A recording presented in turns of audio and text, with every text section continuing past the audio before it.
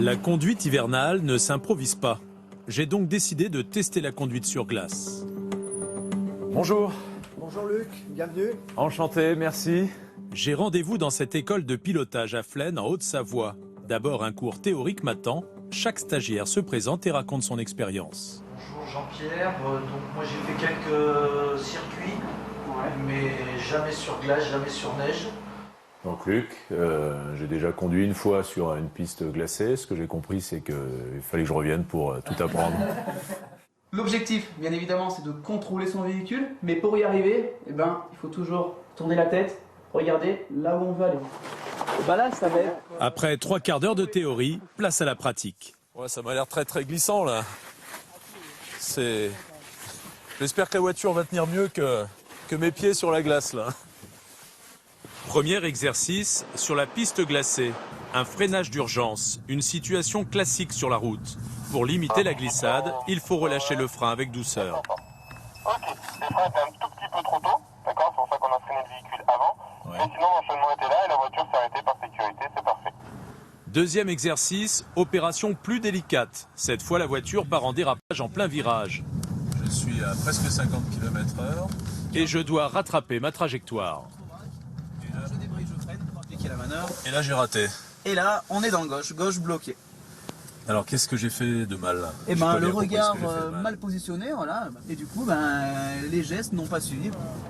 Car la règle d'or sur la glace, c'est qu'il ne faut jamais quitter des yeux l'objectif que l'on se fixe. Sans accélérer. En respectant cette règle, la voiture ne part plus en tête à queue. Voilà, donc là cette fois-ci c'est bien passé.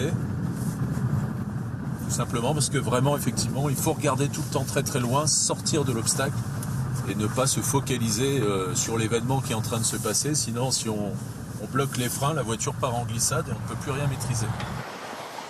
Retour au stand où je retrouve les autres stagiaires. On n'oserait pas faire ça dans la vie de tous les jours. On n'a pas le terrain de jeu. Parce que là, il y a le terrain de jeu idéal, quoi. Une fois que la physique nous entraîne vers le ravin ou en tout cas en glissade, il faut savoir vraiment effectivement rester mesuré et appuyer sur les pédales comme sur des œufs. Hein. Ah ouais, c'est ça. Bien maîtriser et coordonner tous ces gestes, quoi. Nous reprenons le volant sur la piste avec un peu plus d'expérience. Chacun a retenu la leçon, ne pas freiner ni accélérer brusquement. Et toujours lever son regard loin du capot. Alors là, ça fait 3 heures que je conduis sur la glace avec les conseils des moniteurs.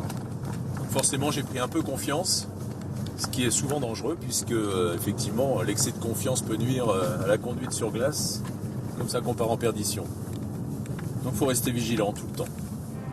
Finalement, nous aurons pratiqué la conduite sur glace pendant 6 heures pour un prix de 370 €. Un investissement qui peut permettre de prétendre à une ristourne auprès de certains assureurs. Nous, on peut rédiger une attestation, bien entendu, de stage.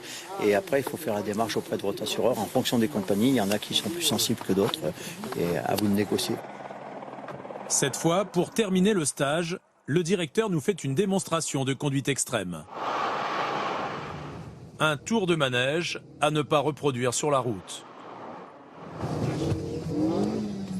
Vient enfin le moment de la remise des diplômes et de l'évaluation personnelle.